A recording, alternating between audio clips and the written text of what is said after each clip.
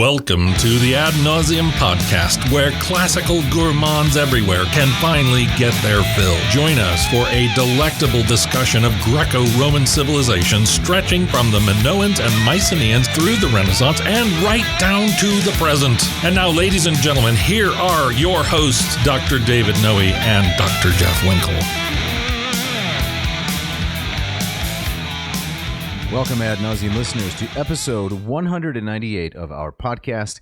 As always, my name is Dr. David C. Noe. I am here in the Vomitorium, Parnassus, Vomitorium Central, with my good friend. It's also Vomitorium North. I don't think we've ever ventured any further north than this. So it's both north and central. That's correct. Okay, yeah. And you know what would happen if we ventured further north? What would happen? We might run into, as the season has turned, have you noticed, somewhat autumnal? A little bit, yes. And soon to be heemic, Yes. wintry. We might run into the abdominal snowman. Oh no, not that guy. You know, the creature who grabs you and forces you to do crunches? So I hate that guy. Yes. So we better be on the lookout for that. So Vomitorium Central and North, with my good friend and fabulous co-host, the wonderful Dr. Jeffrey T. Winkle. How are you, Jeff? I'm feeling good today. Like, I love the autumnal turn. Do you? So I think we've probably said this on the show. It's just all too brief here in Western Michigan. So we're gonna, it's 50% more crisp than last year, is what they're saying. Really? Yes. Man, I like a good crispy fall. It's going to be very crisp. Yeah, I like that. But I'm going to try to enjoy the autumnal temps while they're around. But I'm feeling good. How are you doing? I'm doing pretty well. I want to know, what does the T stand for? Today it stands for Twainie. Twainie? Like you don't do something really well yet, but you're just a Twainie? Didn't think of that. No? I was more like as in Mark. Oh. Mark Twainie. Mark Twainie. So he shows up in this chapter we're talking about. Does. So, and I've always been I've enjoyed Mark Twain, so I feel a little Twainie. Oh, I like the guy too. Yeah. One of his favorite sayings, which is a favorite of mine, is that golf is a good walk ruined. Oh, right. Yeah, exactly. I like that. Yeah, that guy could drop a one-liner. Yes, he could. Now, how about you? What's the C stand for? Well, the C stands for Columbian Orator. What are you talking about? The Columbian Orator was a very popular early 19th century textbook. It was? Yes, it appeared in this chapter. Really? I missed that part. Really? Yes, it's it's how the late great Frederick Douglass taught himself to read. Oh, okay. It's by reading the speeches of Edward Everett in the Columbian Orator. All right, but that guy's popped up in this, as well as translated speeches of Demosthenes and Cicero. And as a very ardent fan of Douglass, the C stands for the Columbian Orator. Do you have a copy of this book? No, I don't. Is but it I'm sure printed in any fashion? Oh, I imagine it's probably reprinted. You could easily get a PDF. Yeah. So, C stands for Columbian Orator. No shout out. Okay. But what is it that we want our audience to do, Jeff? Oh, yeah. So this is episode 198. That's what you're listening to, listener. And for episode 200, what we would love to do is to react to and comment about some audio recordings. That's right. So we are inviting you to send in a short clip, 30 seconds. Could be up to 2 minutes if you have something useful to say. Yeah, and it can be anything. What you like about the show, what you don't like about the show, something about you. Could be a haiku. It could be a haiku. A lyric. I would love it. It could be a loku. It could be. You could try to outdo Dave on one of his puns. Oh, that shouldn't be difficult, should it? I think that's a high bar. You think that's maybe a task for the Twainees? Oh, okay. Are we almost done with that? Yes. Okay. Sorry. But I mean, it could be something about your interaction with the classics, something you'd love for us to do. It could be anything. Correct. Right. And so if you would just do a short little recording on your phone or whatever, and you send that file to Dave at adnauseam.com. Don't forget that V in nauseam. We would love to have that for our 200th episode, and we can kind of react and have some fun. That's right. Coming up, we're going to have the wonderful Mishka stitch these together and interlace them with our commentary on your commentary.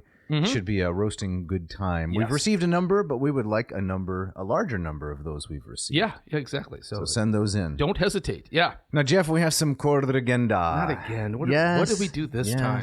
I don't know. This is not from distant Ron or embryonic Mark. Oh, no. This is from local Will. Local Will? Is he on our case again? Nearby Will. Okay. Yep. So go ahead. All right. Yes. A corregenda from Will. This one is on MacArthur fellowships. Did we talk about these? We talk about so much stuff. Who can keep track of it all? So he writes, the answer is, according to the MacArthur website, there have been 1,175 fellows in 5 areas: the arts, 338; humanities, 173; public issues, 271; Science, technology, engineering, and math, 355, and the social sciences, 127. So these are all the people that have got. This is the Genius Grant. That's right? correct. Okay. Yeah. I was happy to see and surprised that 173 of them were for humanities. That's incredible. Yeah, 355 for STEM, which that makes sense. Yes. But in the arts, 388, not bad. Yeah. Continue, please. Yeah, so he says they receive $800,000 over 5 years. It's actually pretty easy to do that math. Yeah, that's a little dig there, isn't it? A little dig? I said something like, I'd like to see the math work out on that. Yeah. But I said that tongue-in-cheek because I can arithmetic with maybe not the best of them, but I can arithmetic. Right, but Will has to twist the knife. That's right. So he says it's actually pretty easy to do that math, $160,000 per year or $40,000 per quarter. Correct. Yes, okay. Then he gives us the Nietzsche quote. Yes. This was about... every good thought has been arrived at by walking. He says the actual quotation is Maxim 34 from the Twilight of the Idols. Okay. Das Sitzfleisch ist gerade die Sünde wider den Heiligen Geist, nur der ergangenen Gedanken haben wird. Oh, very nicely done, by the way. That's some convincing you German. Like that? I do like that. Well, those who don't know German will probably find it very convincing. Those who have studied before are going to send me whatever the German equivalent is for corrigendum. Right. And what does that translate to, Dave? A sedentary life is the real sin against the spirit. Only those thoughts that come by walking have any value. I don't know. Nietzsche, for all his genius, a little bit of a blowhard. A little bit. And what use did Nietzsche have for the Holy Spirit? I don't know. Right. Yeah, I don't know. Yeah. And then he says, another thrust of the knife. Yes. Are we looking at his PS here? No. Before that, he says, that's all I have time for. In other words, threatening us with a large number of other corrigenda, but he's too busy. If he had the time. Correcting other podcasts. Yes. Go ahead and read the... he does say best, Will. Go ahead and read the PS. Yes, the postscript. A few weeks ago, you mentioned looking for love in all the wrong places. I can't remember who you said recorded it. I can remember. Yeah? It was Conway Twitty. I said maybe Conway Twitty. Maybe Conway Twitty. Right. Yes. But it was a hit for Johnny Lee in 1980 as part of a soundtrack to Urban Cowboy. You know what? Yeah. I prefer Conway Twitty. You really? Well, I mean, if maybe Johnny Lee recorded it, but despite the corrigendum, I'm going to stick with Conway Twitty because it just sounds better. Yeah, I agree. Okay. Do you have any idea who Johnny Lee is? No. Me I know he was in the Urban Cowboy. So yeah, exactly. Have you seen Urban Cowboy? No. I haven't seen Urban Cowboy. I haven't seen Country Cowgirl. None of those. None of those. Metropolitan Cowpoke. None of them. So.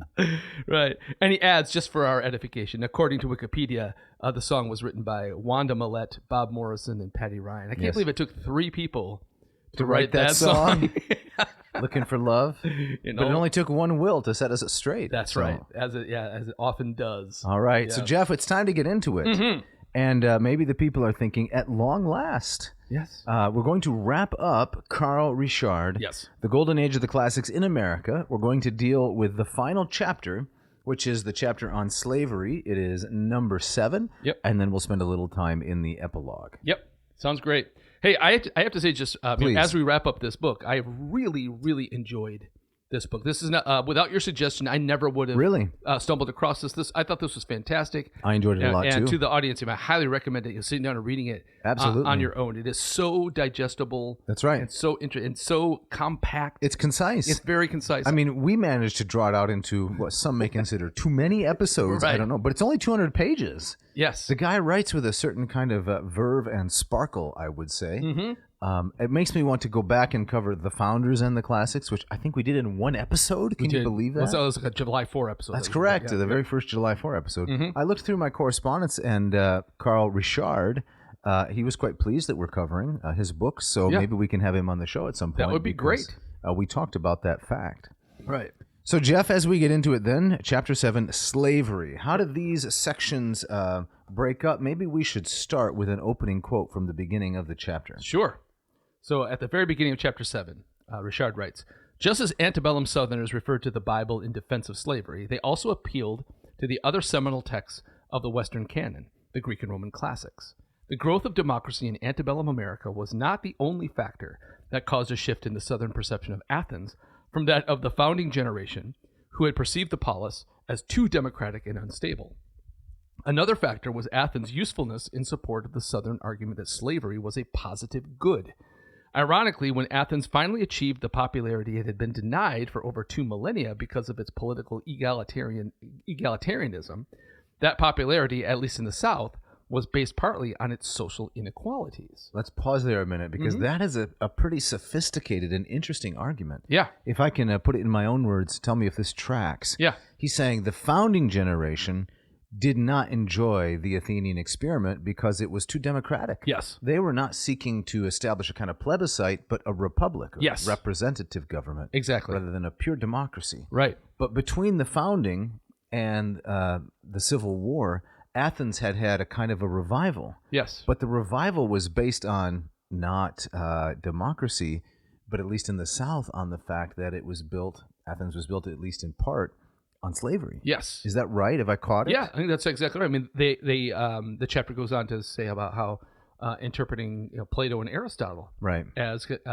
saying that some parts of the swaths of humanity are more naturally subservient to others. Correct. Right? Yeah. So then Richard says, most abolitionists responded by arguing that slavery had been the greatest flaw of Athens and the other classical republics, and by invoking the classical theory of natural law, the theory from which modern Republicans like the founders had derived the theory of natural rights. Yeah. So some really important elements in there, right? One would be, is the strength of Athens its slave system, or is the strength of Athens its dependence upon natural law, and slavery is the glaring flaw both in Athens and the other republics? Yeah. Now, I found this I mean, Richard does this nicely throughout the book, but the way he divides this chapter up into the classical world being used both to defend slavery and also arguments against it, I thought was fascinating. Yes, absolutely. Yep. Just this chapter would be, I would say, a good introduction for many students to get their minds around some of these perennial issues. Because it's very easy to say, well, I can't admire the ancient Greeks. They were all, bigots and racists and so forth. Yeah. Well, there's certainly a lot of that, but that doesn't explain the whole phenomenon. Indeed. So this chapter is nuanced. So the first section, Jeff, slavery as a positive good. Yes. Let me read a little bit there. So as the Industrial Revolution intensified in Great Britain, France, and the northeastern United States, the demand for cotton transformed the crop into white gold, just as Eli Whitney's cotton gin greatly increased the efficiency of its extraction. At the same time, an increasingly vocal and radical abolitionist movement in the North heightened Southern defensiveness. Now, as I understand this, like the abolition movement, it really starts in England. Yes. Right, at this time, kind of early Wilberforce, early 19th century, late 18th century, and then it spreads and kind of takes root in the northern part of the states. Individuals like William Lloyd Garrison, one of the most famous of the abolitionists. Yes. Frederick Douglass, and many, many others. So this part here was especially interesting about the defensiveness of the South. Seems to have been in some ways, the word that Richard uses, heightened. Some would say catalyzed, maybe. Then he goes on right after the part you quoted to say, as a result of such defensiveness, far fewer antebellum Southerners claimed, as had Washington, Jefferson, James Madison, Monroe, George Mason, and other Southern founders, that slavery was at best a necessary evil until African Americans could be recolonized in Africa. These founders gave way to statesmen and social critics who believed that the best way to defend slavery was to go on the offensive. So the earlier founding generation, not uniformly, but all of the names mentioned here, said, well, they made excuses. Well, we can't really get rid of slavery. There are many bad things about it. It's at best a necessary evil. We need to find something to do with this problem. Right. The Southerners then later on said, no, actually, it's a positive good. And in fact, as the chapter develops, some of them go on to say, the more slaves you have, the more free the society is. Yes. Which were some of the most odd conclusions in the whole chapter. Kind of this idea, you have the slave class to do the grunt work, and that frees up the elite class to correct. Yes. Yeah. To do the important things. Real individuals are free, but those other persons being subhuman, they enable our freedom. This is a bit of a tangent, but if you'll allow me, Dave. So I hear Have I stopped any of your previous tangents? Well, off mic, it's been pretty. Oh, has it? Okay. But I hear a lot of these same sentiments about the coming of AI And the more positive is that, well, AI will be kind of like the slave class, that AI will take care of all the grunt work, and that will free humanity to blossom in the arts and such. Do you think that's going to happen? I'm not buying it. No? No, I have You're going to start an android abolitionist movement, or is that really not your concern? It's more that given enough leisure, people will not flower in terms of... It's choice B there. I think I have a much more cynical view of the nature of humanity. Right. Yeah. Well, there's nothing like work to lend a person's self-respect. Indeed. I do one question before we go on, though. One thing I don't quite understand here is, so the arrival of the cotton gin, right, just on the surface would strike me as, okay, because of this machine, right, it's going to make slavery a lot less necessary. No, because what it did is it separated the boll, cotton boll, from the seed, as I understand. Okay. So no matter how much cotton you grew, it was hard to develop a market for it if it weren't for Eli Whitney's particular machine that allowed the extraction and management of the product. Okay. Once that could be done and it could be spun and turned into fabric, right? Yeah. First into thread and then into fabric. Yeah. Now there's a huge demand for it. Okay. So it only mechanized a very small portion of the entire process. So you still need the field workers to gather the stuff to begin with. All of that stuff. Gotcha. Yep. Before, there was nothing really to do with this plentiful product. I mean, it was too slow. Yeah. Now it has a huge advantage over things like wool. That's my understanding. Yeah. Yep. Second section, slavery and the classical republics. So for a few pages here, Richard is going to survey what exactly was the place of slavery within the classical republics, and how did Americans in the antebellum era, how did they interact with that? Yeah, would you read a little bit here for us, Dave? Sure. So this is page 182. The advocates of slavery viewed Athens as an ideal society in which the labor of slaves made political equality among the citizens possible. As Senator Robert Toombs of Georgia put it in 1853, quote, "Public liberty and domestic slavery were cradled together," end quote. Like Athens, Sparta possessed a strict division between citizens and forced labor, though the Helots, who received half the crop, were technically serfs, not slaves, allowing for a rough economic equality among the citizens.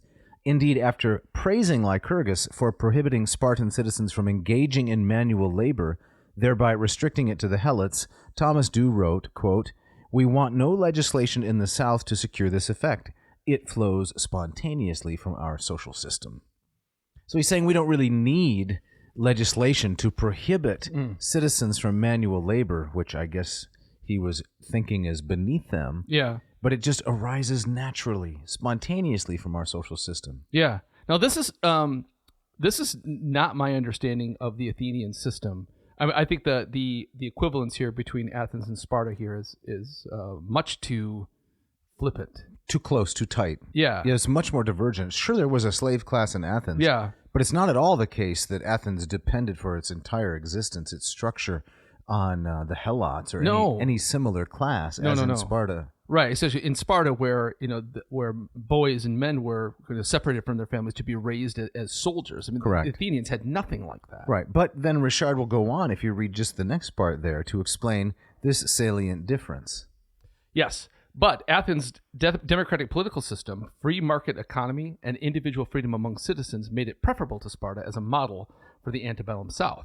The Spartan system featured state distribution of land to the citizenry and state indoctrination of citizens from birth to death, a system abhorrent to American libertarians. It was much better to imitate the Athenians, whose equality had been political, not economic, and who had valued the integrity of the family and freedom of expression. Okay, right. All right. Yeah. So this is a very... I would say vigorous cherry picking of the record on the part of the antebellum Southerners. Indeed. So we know that both Sparta and Athens, they would say, had some level of slavery. Now, the Spartans had the Helots, which was a kind of serfdom, not real slavery, but at least it meant that the true Spartan citizens, right, the Spartiates, didn't have to work, but that seems a little bit too repressive because even the citizens existed only for the state.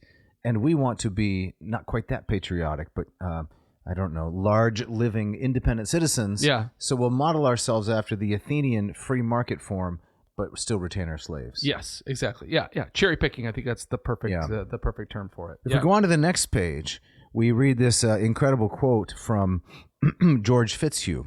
So Richard says, Southern advocates of slavery attributed to slavery the love of liberty, equality among citizens, stability, and intellectual and artistic achievements of the classical republics. George Fitzhugh wrote, quote, slavery elevates poor whites. It makes them not the bottom of society, as at the North, not the menials, the hired day laborers, the work scavengers and scullions, but privileged citizens, like Greek and Roman citizens, with a numerous class far beneath them. In slave society, one white man does not lord it over another, for all are equal in privilege, if not in wealth. Whilst we hold that all government is a matter of force, we yet think the governing class should be numerous enough to understand, and so situated as to represent fairly all interests. The Greek and Roman masters were thus situated, so were the old barons of England, and so are the white citizens of the South, end quote. And he finishes this off. If not all masters, like Greek and Roman citizens, they all belong to the master race, have exclusive rights and privileges of citizenship, and an interest not to see this right of citizenship extended, disturbed, and rendered worthless and contemptible. Yeah. Now, I was born in the North. I'm a Yankee. Mm-hmm. I have really no sympathy with this kind of argument. Yeah. It's hard for me to understand or imagine anyone having sympathy with such an argument like this because it seems so blatantly self-serving. Yeah. An accident of being born white means that now because you could have been born some other color, or whatever the colors are, but now means that you get to say it's actually in the interests of the best people that some have none of the things that I enjoy. Yes. It seems like such a self-serving argument. I don't understand how it could be taken seriously. Indeed. And I think something I think Richard addresses this a bit later, but one thing that's of course missing from the ancient point of view is this whole notion of ethnicity. Right. The whole kind of racial aspect is it makes it a different animal when you fast forward to the 19th century. Right. Yep. So I think like in terms of the Spartans.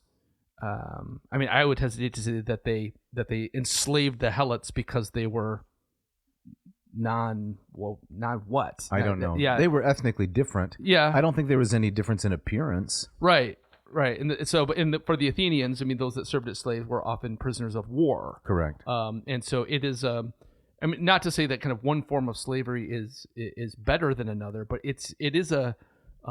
There's something lost in the translation. Yes. Yep. Let's go on to page 184 because, if you're a person like myself who wants all persons to be free, so far as I understand it, then Thomas Dew is the villain of this chapter, and he delivers some of the best quotes.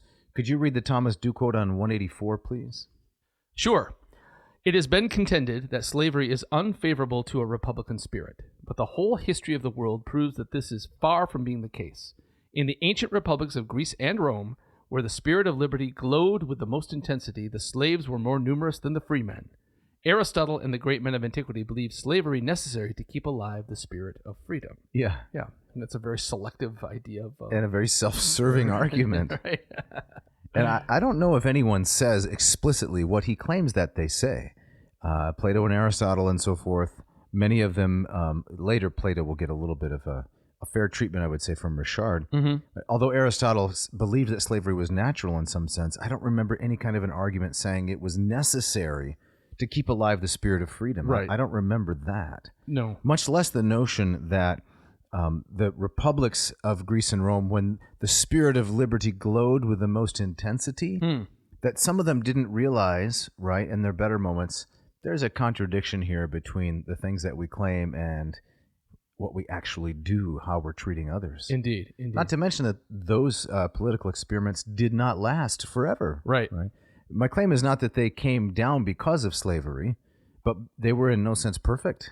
Yeah. Because if they were, wouldn't they still exist? Right, exactly. So Dew's on shaky ground. Very shaky ground. And this reminds me of other stuff we've brought up on the podcast of kind of this, how the 5th century Athens and other eras can be idealized to a ridiculous kind of That's degree. right. And Dew's guilty of that right here. Well, when Bram Tenberg was on the show, remember? Talking to us about Tacitus. Yeah. He mentioned this volume, A Most Dangerous Book, about the Germania, right? Yeah, right. So I'm in the process of reading it, and that's an example, right, of how classical history can be turned to very nefarious ends. Right. As it was in the Third Reich. Yes. All right, so have we finished off this particular portion of the chapter. There's quite a bit more to cover, but maybe we should go to Louisa McCord on page 186 before we pick up Aristotle, the Southern spokesman. Yes, exactly. Now, we've encountered this woman before. In this book? In this book, and she's the one that she wrote the play about the Gracchi, right? That's correct. Yes. Right, so on 186, Richard writes, Louisa McCord connected the South with ancient Rome through paternalism, the belief that masters should serve as fathers to their childlike slaves. In Gaius Gracchus, she has Gaius say, quote, "Man has in every station rights his due. Our slaves look to their masters for support. The very claims we hold upon their labor make us a rule to tender them again what comforts we can furnish to their lot. If placed by circumstance, necessity, beneath our rule, protection thence we owe, and he evading basely these degrades himself below the defrauded slave." So I mean, it's slavery, but with kind of a gentle touch. Correct. Yes. Notice that in that final line you quoted, the slave, by her account, is defrauded, not of his freedom or of the things that the master enjoys, but defrauded of the much lesser privileges that the master has decided not to bestow. So I've basically just defined paternalism as I understand it. Yeah. That grown adults should be treated like children who have different political rights and privileges. Yes, exactly. So then, Jeff, should we pivot to Aristotle? Yes. So on page 187, we get a section entitled Aristotle, the Southern Spokesman. So we're still in the part of the chapter where we have the pro-slavery Southern peoples using classical world to defend their position. Correct, from various approaches. Yes. And so Richard writes here, if Athens was the social model of most Southern advocates of slavery, Aristotle was their favorite spokesman. In the Politics, section 1.2, Aristotle had argued that some men were born to lead and others to follow. Quote, "The element which is able, by virtue of its intelligence, to exercise forethought is naturally a ruling and master element. The element which is able, by virtue of its bodily power, to do the physical work, is a ruled element which is naturally in a state of slavery." End quote. Just as the mind should rule the body, so those with better minds should rule those with better bodies. Aristotle connected slavery with the universal rule of humans over animals, adults over children, and males over females. Power relationships he considered equally natural, though he claimed that the rule of male over female should more closely resemble that of a statesman over fellow citizens than that of a monarch over subjects. I think that's because Mrs. Aristotle was reading one of his drafts and said, "Hey, wait a second. Wait a minute." No, seriously though. Richard goes on, slavery was both natural and beneficial to the slave. Then quotes Politics 1.5. Those whose function is to use the body, and from whom physical labor is the most that can be expected, are by nature slaves, and it is best for them, as it is for all inferior things I have already mentioned, to be ruled. Now, there's a lot of pushback against this throughout history. Yes. Even by a slave owner in the founding generation, Thomas Jefferson. Oh, okay. So one of my least favorite of the founders, but he said many wise things. For example, he said, "I don't subscribe to the view of Aristotle that some men are born with saddles and spurs and other men are born to be ridden." So it's a strong anti-slavery sentiment out of the mouth of a slave owner, Jefferson. Yeah. But apparently that attitude disappeared from the time of the founding until the time of the Civil War. At least among Southerners, not completely, but largely receded into the background. Yeah, I think there's a softer way to read and interpret that passage from Aristotle. Sure, right, as a pure description. Right, and so that people are naturally disposed to different things. Their abilities will take them in one direction over another. Right? Yes, the part here that I find difficult to read as pure description rather than prescription, right? If I say, if I say something like, "This society is made up of slaves and that's how it runs," I could mean that as a description or as a good thing, right? Yeah. A prescription. Yeah. It's when he says it is best for them, as it is for all inferior things I have already mentioned, to be ruled. So on the assumption that that is a very accurate translation of what Aristotle says, it's hard for me to explain that away in any kind of good sense. Right. But on the next page, 188, it gets even more intense. Because, says Richard, Aristotle sometimes seemed to suggest, as had Plato, Republic, Book 5, that while it was wrong to enslave fellow Greeks, it was appropriate to enslave at least some barbarians. Yes. A doctrine useful to Aristotle's pupil, Alexander the Great, in his conquest of the Persian Empire. For centuries, slaveholders throughout the Americas wielded Aristotle's defense of slavery as a powerful weapon. Now, it's not fair to Aristotle to blame him for this. If he said some things that we would find morally objectionable, and it certainly seems like he has, it doesn't follow from that he's guilty for every time he's quoted in the great crimes others have committed in his name. Right. Yeah. It seems to me. Yeah, very true. So can you read the part where Richard talks about antebellum Southerners in just the next paragraph? Yes, antebellum Southerners were no exception. In 1840, John C. Calhoun had advised a young man to study ancient history, quote, and to read the best elementary treatises on government, including Aristotle's, which I regard as among the best. By contrast, Calhoun could only partially endorse the Federalist essays. He liked their support for mixed government, but disliked their advocacy of a strong central government. George Fitzhugh was shocked upon reading Aristotle's Politics in 1855 to discover that he had been plagiarizing Aristotle for years without realizing it. Fitzhugh wrote to George Frederick Holmes, quote, I find that I have not only adopted his theories, his arguments, and his illustrations, but his very words. Society is a work of nature and grows. Men are social like bees. An isolated man is like a bird of prey. Men in society are coeval. I used to think that I was a little paradoxical. I now find I am a mere retailer of truisms and commonplaces. Fitzhugh added, with the world at large, our authority was merely repulsive, whilst the same doctrine, coming from Aristotle, had, besides his name, 2,000 years of human approval and concurrence in its favor. So this is clearly an argument to authority, yes, right? Because Aristotle said it must be right. Right. I mean, that goes back to, this is a whole different, corner, but Aristotle's view of the universe, right? And the planetary system was so influential that when you get guys like Copernicus and Galileo, one of the things that made their discoveries and their arguments so shocking was not that it was anti-biblical, but it was anti-Aristotle. Correct. Right. And I'm a great fan of Aristotle, I will say. Not in this particular. Yeah. But then, of course, Aristotle's view had to be racialized, at least by the supporters of slavery, in order to make it fit their political reality. And this comes on page 189. Aristotle's concept, says Richard, of the natural slave was ideally suited to Southern advocates of slavery who had only to racialize it to suit their purposes. In his disquisition on government, Calhoun sounded much like Aristotle, quote, liberty then, when forced on a people unfit for it, would, instead of a blessing, be a curse, as it would in its reaction lead directly to anarchy, the greatest of all curses. No people, indeed, can long enjoy more liberty than that to which their situation and advanced intelligence and morals fairly entitle them. So this is paternalism once again. Right. So I don't think anyone is going to say, oh yes, anarchy is a great blessing. But if the person making the argument against anarchy also holds the reins of power, right, that enforce paternalism, seems like a very self-serving argument. Agreed. Well, where do we go from here, Jeff, before we get on to the abolitionists, which begin on page 193? Yeah, there's a section at the bottom of page 191 on to 192 that I'd like to focus on.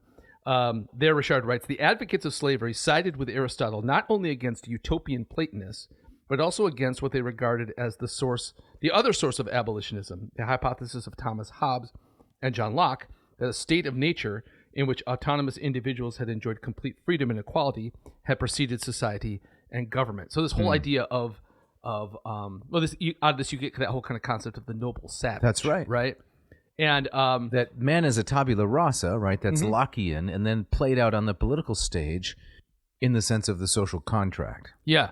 And what I find here too is it strikes me as kind of paternalism, but in the other direction. Okay. And so a lot of talk about the slave population in the South and also kind of Native Americans at the same time is the idea they praise them by saying, well, their childlike nature places them closer to nature and makes them more morally pure. Right. And so, but at the same time, like we want to be more like them, or we should be more like them, while never aspiring to be more like them in any sense. Correct. And so, so one side is treating them like childs and kind of idealizing it. It's kind of like Virgil praising a state of pure nature from his digs in Rome. Right. And the other side is saying, well, because they're childlike, that's why we need to be their stern. We need to be in charge of them. In charge of them, right? So, yeah. Another very self-serving argument. Indeed. But now for something that is completely not self-serving. Yeah. The ads. Let's do it.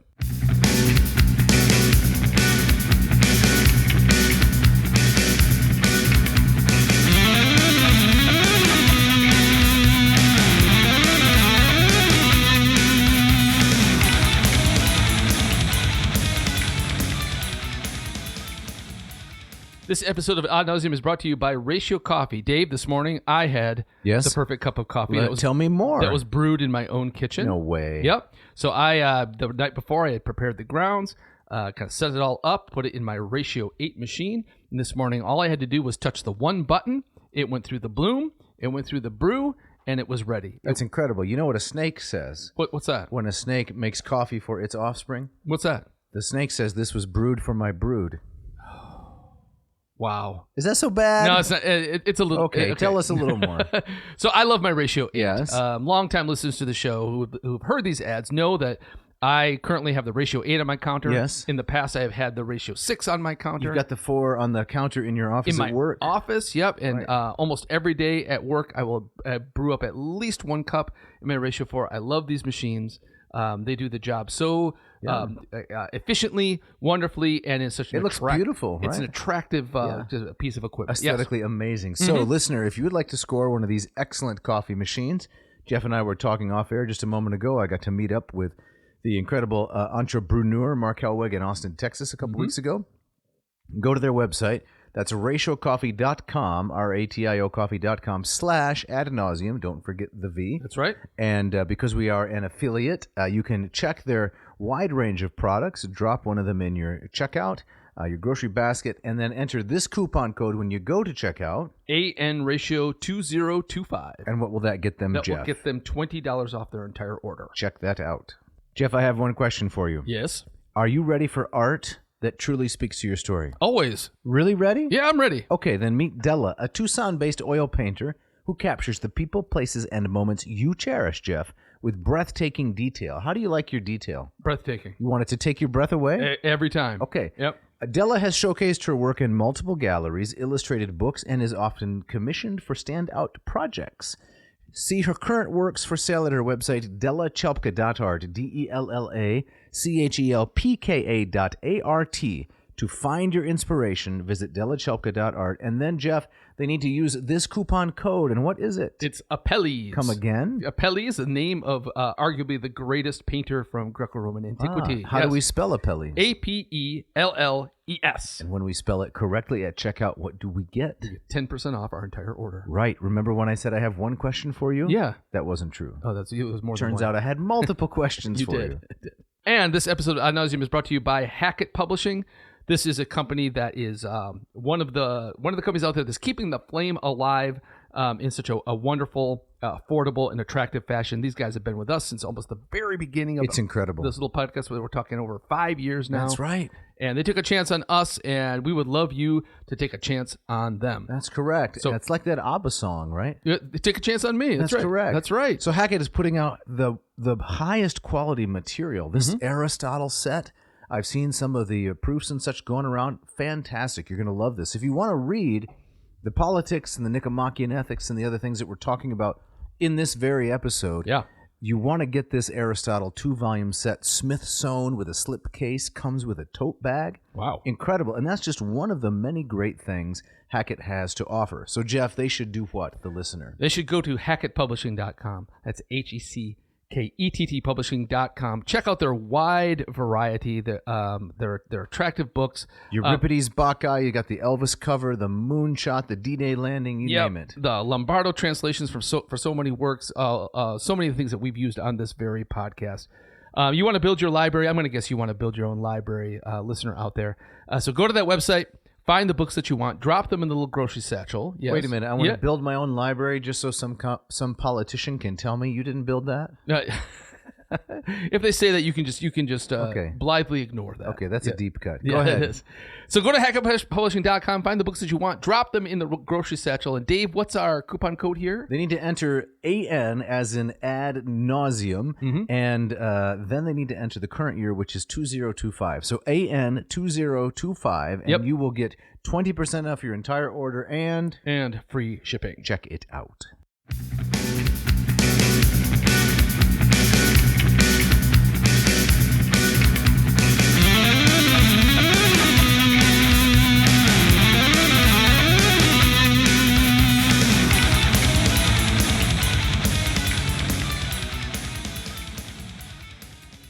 Jeff, as we resume here, it's time to bring on the abolitionists. Yes. The abolitionists and the classical republics. Page 193. Says Richard, most abolitionists responded that slavery was Athens' greatest flaw. The historian David Bryan Davis has written, quote, assuming that cultural achievement could never depend on moral evil, most historians and classicists tended to ignore ancient slavery or to relegate it as a deplorable defect unrelated to the glories of Greece and Rome. Now, what I find really interesting about that, Jeff, is I'm not sure I had ever considered this, at least in the way that it's articulated here. When he says, there is an assumption that cultural achievement could never depend upon moral evil. I now realize that is a common assumption, and it's maybe one that I have myself held at some time. Say more about that. Well, think of some great work of Michelangelo, right? If you see something that is beautiful, right, and takes your breath away, you assume a certain kind of moral quality of the person or institution that created it. Yes. Right. When you see a beautiful house, what kind of people do you expect to find inside? Right. If you see a beautiful meal, you don't think it was created by someone who's a morally deficient individual. Yeah. But I see now what in some ways, thin assumption that is. Yeah. Because it really doesn't ring true to experience. Right. No, that's really quite interesting. I think this whole kind of treatment of or kind of ignoring of slavery or kind of sweeping it under the rug is also quite interesting too. It reminds me of how when the Apostle Paul talks about slavery. Right. It makes a lot of people uncover. Slaves, obey your masters. Right. And take this, and so the critics will say, "Oh, look, he's endorsing slavery." No, I don't think that's true at all. Yeah. But it was, his words have been twisted many times. Indeed. Likewise. At the top of 194, he quotes the Frenchman Henry Wallin, who published the first comprehensive study, says Richard, of ancient slavery in 1847. That's an interesting point I didn't know. Huh. And Wallin wrote of the Greek and Roman civilizations, quote, the bad points were the direct results of slavery, the good ones of freedom. That's very concise. It is. I don't know if it's true, right? But the first comprehensive study of ancient slavery, right? This is what he says. Now, if you want a more up-to-date treatment of this topic, the great scholar Moses Finley wrote Slavery in Classical Antiquity in 1968.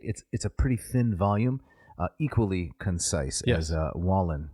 But back to Richard. How does he develop the abolitionist case here? Right, so he continues. On the basis of such a view, William Lloyd Garrison adopted the pseudonym Aristides for an essay because he considered the Athenian a model of justice and quoted Demosthenes. Frederick Douglass, who had learned to read by studying the neoclassical speeches of Edward Everett, that's a familiar name from this book as well. That's right. Contained in the 1832 edition of the Columbian Orator, proudly called Boston the Athens of America.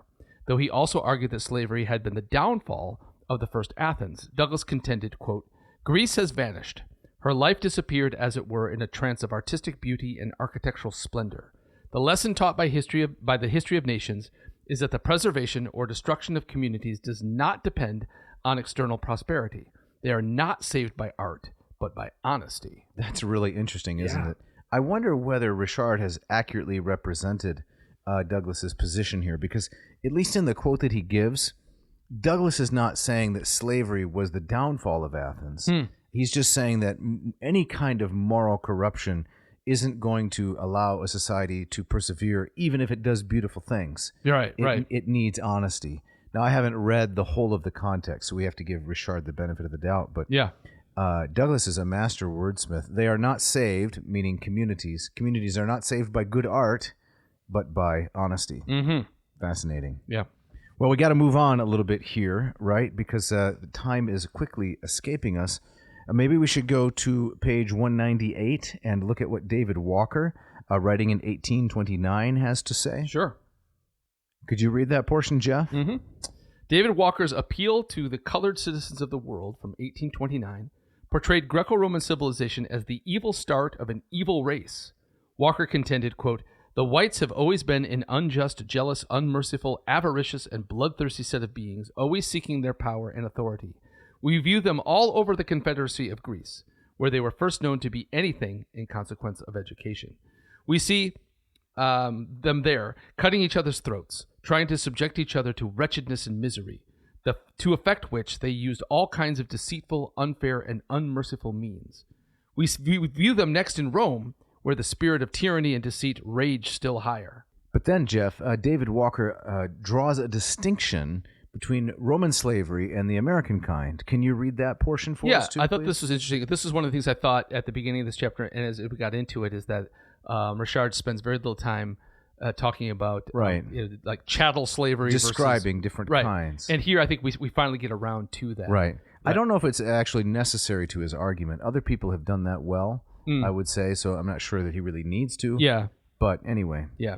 So Richard goes on and says, yet even Roman slavery was milder than the American brand, despite the statements of Thomas Jefferson to the contrary. Quote, everybody who has read history knows that as soon as a slave among the Romans obtained his freedom, he could arise to the greatest eminence in the state, and there was no law instituted to hinder a slave from buying his freedom. Have not the Americans instituted laws to prohibit a man of color from obtaining and holding any office whatever under the government of the United States of America? Now Mr. Jefferson tells us that our condition is not so hard as the slaves were under the Romans. So, I think there's a broad brush being used to paint here. Not something Della would do. She would nail it with breathtaking detail. That's correct. She would not use a broad brush to portray this. So Jefferson says, in effect, you American slaves, as necessary and evil as it is, you've got it better than the Roman slaves. Walker comes along in 1829 and says, this is 4 years after the death of Jefferson, no, that quite the contrary. Yeah. Because a Roman ex-slave could become a politician and a rich man, but the colored man in America has no such freedom. Right. Exactly. And then Richard goes on to mention the example of Terence. Someone who bought his way out of slavery and then rose to great literary renown. Right. Yeah. And then we have Walker saying about Hannibal, right? Walker portrayed Hannibal as, quote, a mighty son of Africa, who would have prevailed over Rome if the Carthaginians had been united, just as, quote, the colored people are now disunited in the United States of America, the reason our natural enemies are enabled to keep their feet on our throats. He prophesied that God would raise up another Hannibal to destroy the new Rome and pleaded for black support for him when he arose. Now, I'm with Walker for a lot of his argument, but again, there's just this uncontrollable temptation to play fast and loose, right, with the historical facts. Yes. Although Hannibal came from Africa, he was not African in any sense in which Walker means it here. Right. Just his continent of origin. Yes. Right. He was Phoenician and shared not language or culture or anything that I'm aware of with sub-Saharan Africans. It's the same problem that plagues the whole Black Athena argument. Yes. From Bernal, 30, 40 years ago. Right. Yeah. But these things, they just keep coming back. Yeah. That's quite apart from the the righteousness, you might say, the justness of Walker's larger cause. You just can't avoid sometimes apparently misusing the facts. Yes, and I don't know much about Walker, but there's a lot of fire and brimstone. I'm sure he was rightly angry about many things. Yes. Yeah. So now we go on to the debate concerning natural law, and this brings us pretty close to the end of the chapter. And to me, this part is really fascinating because part of my dissertation was on the concept of natural law in Cicero, and I've always been fascinated by this subject. Well, get us started here, would you? Okay, so page 199. Abolitionists, says Richard, championed the classical theory of natural law, the belief in a universal code of ethics inherent in nature, but interpreted it in a different manner from the ancients themselves to invalidate slavery, whereas Plato, Aristotle, and other classical philosophers, as members of highly communal societies faced with a constant threat of war, had interpreted the theory narrowly to recognize few individual rights. Modern Republicans had placed a new emphasis on the natural rights to life, liberty, and property. This emphasis had culminated in the Glorious Revolution and the American Revolution and in the English and U.S. Bill of Rights.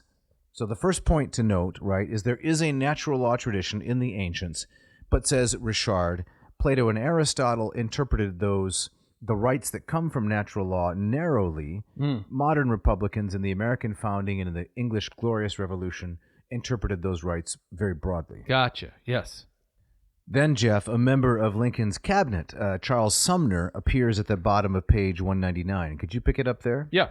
In an 1852 speech proposing the repeal of the fugitive slave law, Charles Sumner cited Cicero on natural law. He related, quote, after assailing indignantly that completest folly, which would find the rule of justice in human institutions and laws, and then asking if the laws of tyrants are just simply because they are laws, Cicero declares that if edicts of popular assemblies, decrees of princes, and decisions of justice constitute right, then there may be a right to rob, a right to commit adultery, a right to set up forged wills, whereas he does not hesitate to say that pernicious and pestilent statutes can no more be entitled to the same name of law than robber codes. And he concludes, in words as strong as those of St. Augustine, that an unjust law is null. Right. So it's an argument against, I guess, pure majoritarianism. Exactly, pure democracy. Where correct. Just because 51% of the people say something is good, right? Cicero says that doesn't make it good. That's correct. Yeah. So Cicero's very clear on this and very strong, and as Sumner says, in words as strong as those of Augustine. But then Richard mentions in the parenthesis, Sumner neglected to mention that Cicero, like nearly all aristocratic Romans, owned slaves. Right. So all that does to me is undercut the consistency of Cicero's behavior. It doesn't have anything to do with the quality of his argument. Indeed. Still an excellent argument, but like all of us, not an excellent person. Right. Well, we can maybe use that as our closing point on the notion of natural law. And then the last part of this chapter is the emotional hold of the classics. And in this portion of the chapter, Richard develops the idea that whether you used the classics to argue for slavery in a kind of an Athenian democracy way, or you used the classics to argue against slavery based on natural law, the common element was you could not ignore the classics in this debate any more than you could ignore the scriptures. So, Jeff, does this seem at all analogous to our public debate? I mean, our current debate? Today, when people of faith argue about any societal problem or ill, they will bring in their sacred text. Yes. But when was the last time they brought in Cicero? Right. No, I think it's completely absent. And I mean, if these arguments do come up and they have kind of a classical sheen about it, right. it's almost purely by accident. Correct. Or it's just evidence that this stuff is still survives in some fashion out there. And my argument is not that people should cite Cicero in their debates about immigration or tax policy and so forth, but simply that the society has changed dramatically from that time. Yes. Which is something people probably already know. Right. Do you want to read, please, just the last portion? This is page 203 of Richard. Yes. But slavery was an important element of classical civilization, not an aberration, a universally accepted practice, not a passing evil. And Greco-Roman slavery exerted a profound influence on the antebellum South. While the classics provided vital inspiration to the forces of republicanism and democracy in the United States during the American Revolution, the Constitutional Convention, and the age of Jacksonian democracy, they also provided equally essential support to the pro-slavery forces of the Old South. While they helped build the modern Athens, they also helped cleave it asunder. Guy can turn a phrase, yes, huh? That's Richard at his best. Yes, right there. Yeah, that's incredible. Great. So all that's left of this book, and then we'll say goodbye to it after 9, for me at least, really instructive episodes, is the epilogue. So, Dave, how does Richard kind of sum up his own work here? Right. Well, I want to make a couple of quick points here from the epilogue for the sake of our listeners. The first is on page 204, and he brings back the character of Henry Adams. So this is the great-grandson of John Adams. Okay. Right? And Henry Adams' chief complaint about his Harvard education in the 1850s, says Richard, was that its classical emphasis had left him unprepared for life in the modern world. Writing about himself in the third person, Adams claimed, at any other moment in human history, this education, including its political and literary bias, would have been not only good, but quite the best. Society has always welcomed and flattered men so endowed. Henry Adams, in the third person, like Bob Dole, had every reason to be well pleased with it and not ill-pleased with himself. He had all he wanted. He saw no reason for thinking that anyone else had more. Only on looking back, 50 years later, at his own figure in 1854, and pondering on the needs of the 20th century, he wondered whether, on the whole, the boy of 1854 stood nearer to the thought of 1904 or to that of year one. The education he had received bore little relation to the education he needed. So Richard very wisely uses the Adams family, right? John and then John Quincy, both great lovers of the classics. Yes. So John says, I can't live a day without Tully, meaning Cicero. Right. Now, Henry Adams, the great-grandson, says, didn't really help me all that much in terms of preparing for all the changes in the modern world. Yeah, right. And so I guess, Adams there, he's living through the Industrial Revolution. That's correct. Right? The mechanization of the world. Invention of the airplane. Right. The automobile. It's a very different world, Indeed. I suppose. Yeah. Then on 205, another really salient point. As with so much else, says Richard, the Civil War was the great turning point in the history of the classics in America. So the listeners, if they want to take away, right, from this book and they think, so what's this book all about? Well, prior to the American Civil War, the classics was everything. After the American Civil War, they began a steep decline in both North and South in terms of how much they were studied and used. Yes. They didn't drop off the map completely because he will continue, Richard will, to say that in the elite institutions, you still had many people studying Latin, many people studying Greek, but they began to erode as entrance requirements. Yes. Then they began to disappear as the majority of the curriculum until they became majors, right? It used to be if you went to university, you didn't have a major. You studied the classics. Right. Later, the actual existence of a classics major is a sign of great erosion. Yes. Right? If you have to set something off for special study, it means it no longer dominates the landscape. Exactly. So maybe just the final portion here, if I could just read the last paragraph, page 211. This is what Richard says. Although a decline in popular knowledge of the classics has reduced the number of classical analogies in recent years, the comparisons will probably never cease while humans still have the same fundamental problems and still have access to the classics. For the Greek and Roman classics, by portraying the human condition in all of its forms, lend themselves to universal application. And then maybe, Jeff, maybe Richard was thinking about this podcast. Yeah? Because he drops a gastronomical reference. Oh, I like it. He says, quote, the classics have provided a giant smorgasbord from which various individuals and societies have concocted the feasts that have best suited their tastes. But classical works have not been mere reflectors of the personalities and cultures of the individuals and societies that have read them. They have also reinforced and helped give precise form to these often vague tendencies. So is that a good place to end with, Richard? It's a perfect place to end. Man, I really enjoyed this book. It's incredible, isn't it? It was challenging. It was interesting. I learned a ton of stuff that I had never heard of before. And it's really nice as an instructor, and I know many of our audience, they teach, right?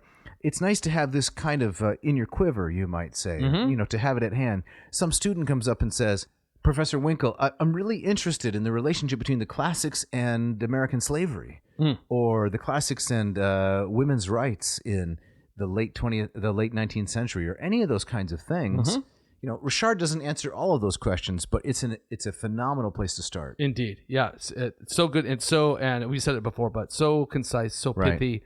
And just really readable. That's right. On some pretty heavy topics. That's right. Well, Jeff, we got to get out of here, don't we? Because we do. I think the Abdominal Snowman is coming in here to do some fall warm-ups. Something like that. Yeah. Right. He I don't think he was too happy the way that you described him at the top of the show. It was like he told me that he will persuade you to do crunches. He's not going to force you to do anything. So are you a cryptozoologist? Is that what you are? So it's a hobby. Studying a little bit of lycanthropology? Yes, but no matter what I think or what you think of the Abdominal Snowman, I don't want to have to deal with him. All right. So let's get out of here. Let's get out of here. So Dave, but before we do, yes, I'm sure some people out there would love to learn some Latin, learn some Greek, and to learn how you can help them. That's right. They need to go to latinperdiem.com and check out some of my courses. If you've never studied any Greek before, I can help.